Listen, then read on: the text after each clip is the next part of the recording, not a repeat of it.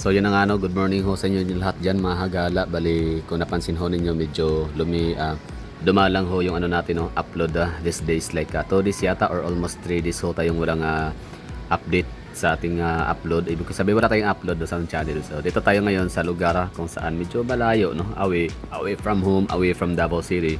Pero isa to sa lugar talaga na gusto kong i-share sa inyo na maganda kasi talaga tong lugar or kung gaano nga ba ito ganda. Well, balikan ho natin bali ang ako kung mapapansin ho ninyo na meron tayong surroundings na ganito na meron tayong maririnig no, ng mga ingay. So palibasa kasi nasa labas ho tayo no. Medyo nasa labas ang kwarto no, for first time ever natin tong gumawa ng voice over sa ating content na nasa labas lamang ng kwarto. Like hindi siya soundproof, meron tayong narinig na mga ingay ng mga manok, which is gusto ko siya. Gusto ko yung ambience ko dito. Tapos yun lang, hangin no, yung mga hangin na dumarampi no sa bawat dahon ng mga puno rito sa ating paligid. At syempre mga ano na rin no, noises na rin ng mga tao, which is normal yan, part of the ano natin to, ambience. So yan, good morning ho sa inyo lahat dyan. So sa mga nagpi-PM ho sa akin na mga tagapakinig at tagapanood, yes, I'm doing fine, I'm doing good. Tapos na tayo mag-almusal nito, tapos pack up na ho tayo dahil diretso na tayo pupunta na tayo ng Legazpi City ng Albay Province ng Bicol Region. Pero sa side trip ho muna tayo dito sa kanilang magandang syudad ng Sorsogon City.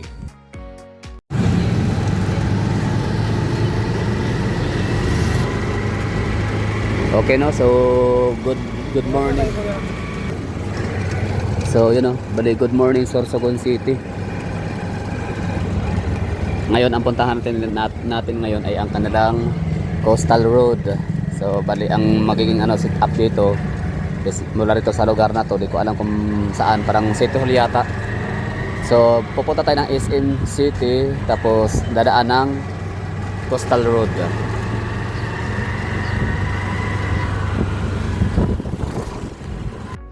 So we are heading to Coastal Road or Pantalan. Basta itong pupuntahan ho natin is di ko alam kung existing na ba to balik or way back 2009. Hindi ako sigurado. So sa mga taga Sorsogon City, let me know in the comment box kung ito bang parang Sunset Boulevard nila dito or itong parang pinaka pantalan nila dito na para siyang pasyalan na sabi pa nung tricycle driver nito na nasakyan ko, ito daw ay ginagawa na siyang parang night market siya kapag gabi no, kasi night nga no, bali may mga pagkain dito, mga parang mga street foods, mga ganun no. So let me know in the comment box kung ito bang area na to dito, anong tawag? Ito ba ay Port Pantalan? Mayroong Coast Guard. Ano ba tawag dito sa lugar na to dito? Let me know in the comment box. At saka ito ba existing na ba siya back in the 2009 o taong 2009 2010, kasi dito ako noon so hindi ko to masyadong na-explore itong lugar na to dito. So let me know in the comment box. Ang ganda lang ganda ng ng ambience dito. At nakapagpalipad tayo ng drone dito kaya abangan ho ninyo mga taga Sorsogon City ang aerial view ng inyong lugar na napakaganda. Okay.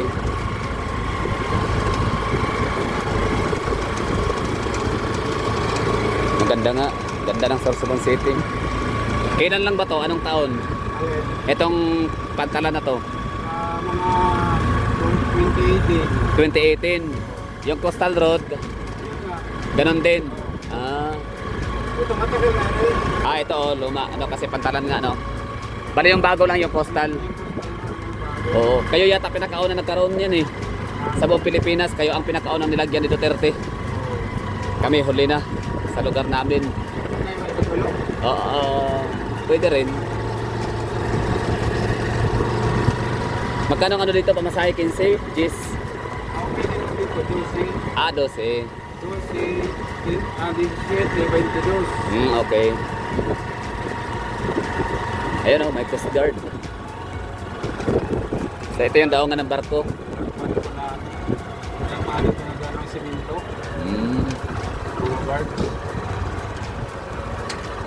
Ganda nga dito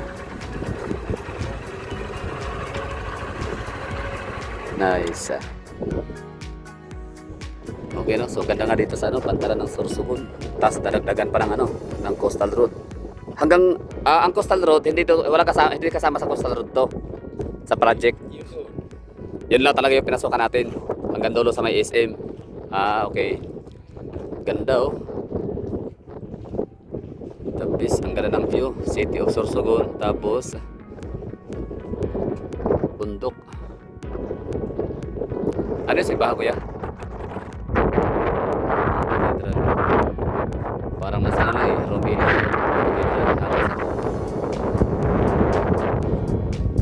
Romulas, Sorsogon City. Park din ba yan dyan paggabi? Hindi na. Itong Rompulas. Park din paggabi.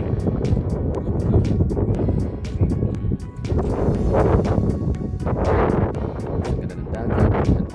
Malinis. Hindi mabaho. Yes. Yan.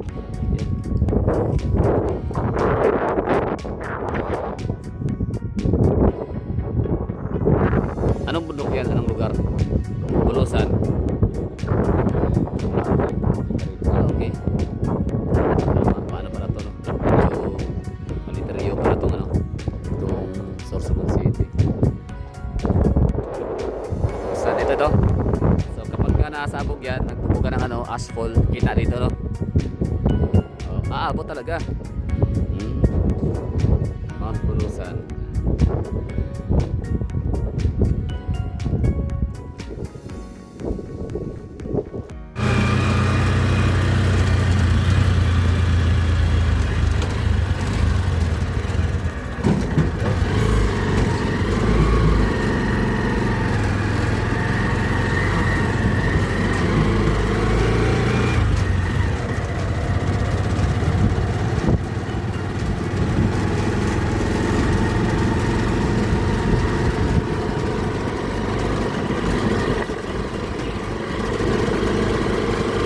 Taga rito si ano, di ba? Chis Escudero. Dati ba siyang anong katungkulan ni Chis Escudero nung araw bago nagsenador? Congressman, mayor. Yung ama, Ayo. yung tatay niya. Sa ano rin talaga dito sa politika dito sa yan ang kanang sabi ko ng politika. Siya ang umawak. Sa Bicol. First saka second district, hawak niya. Ni Chis. Yung tatay niya, si Sani. Sanay congressman. Congressman, siya tingin na karabas ng senador.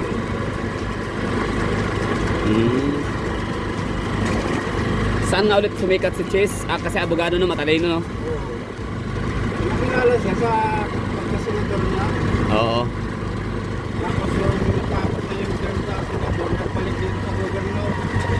Si Si Chis, walang lumaban. Oo. Ito ba? Coastal pa rin yan eh. Oo, kustal. Oo. Napunta niya kasi yan. Legazpi, okay.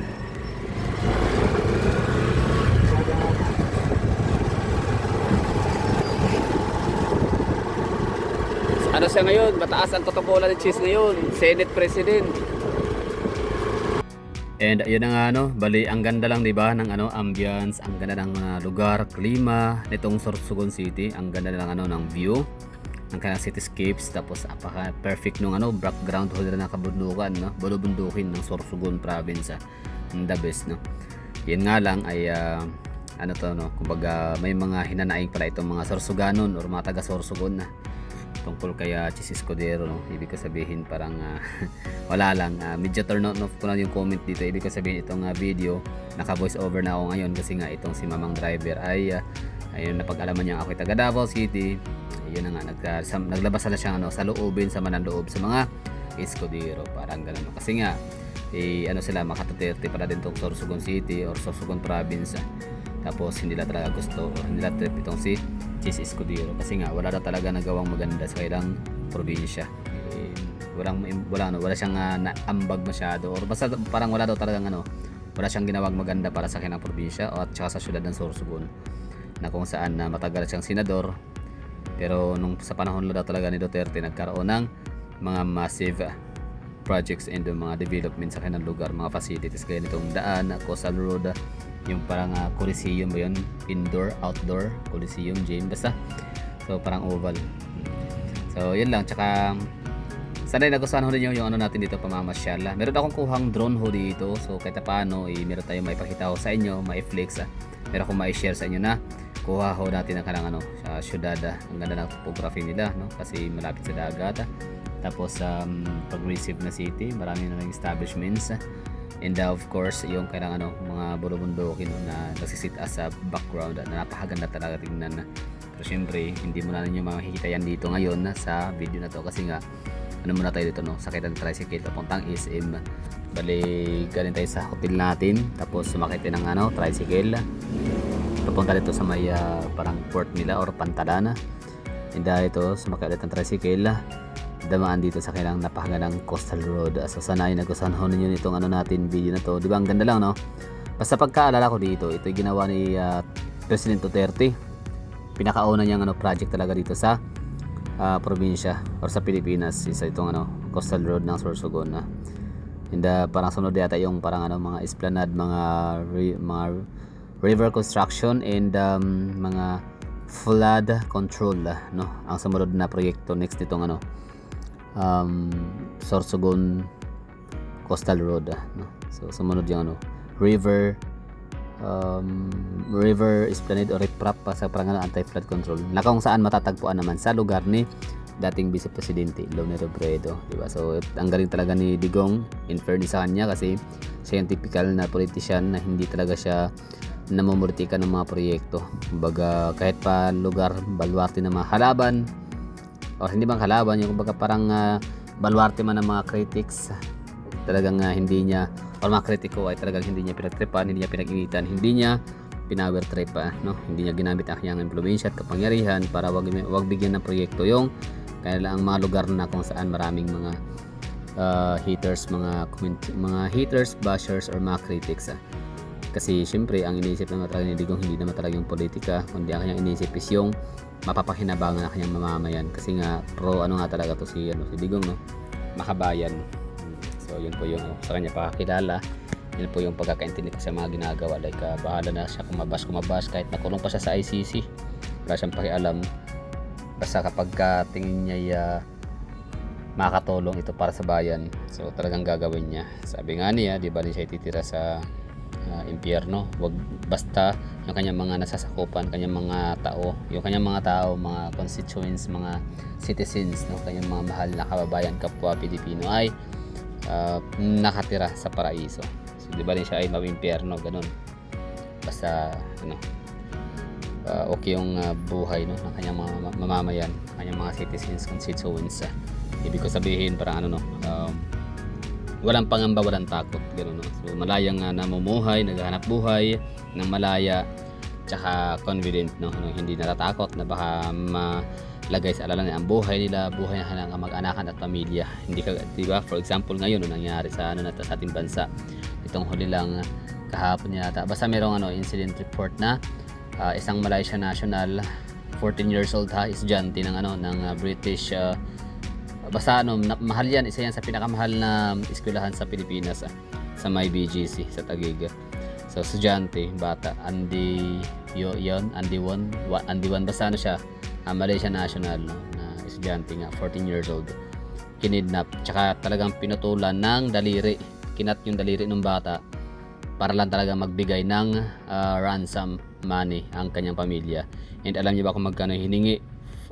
According sa nabasa kong post, is $20 million or 20 million US dollars yung hiningi ng mga abductors.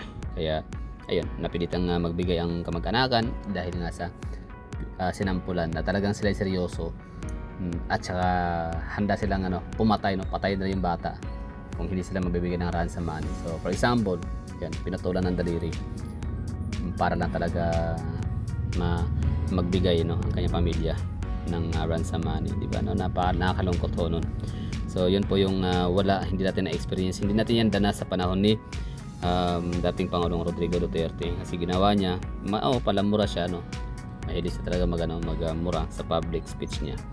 Pero mamura niya mga politicians din naman, tsaka mga oligarchs.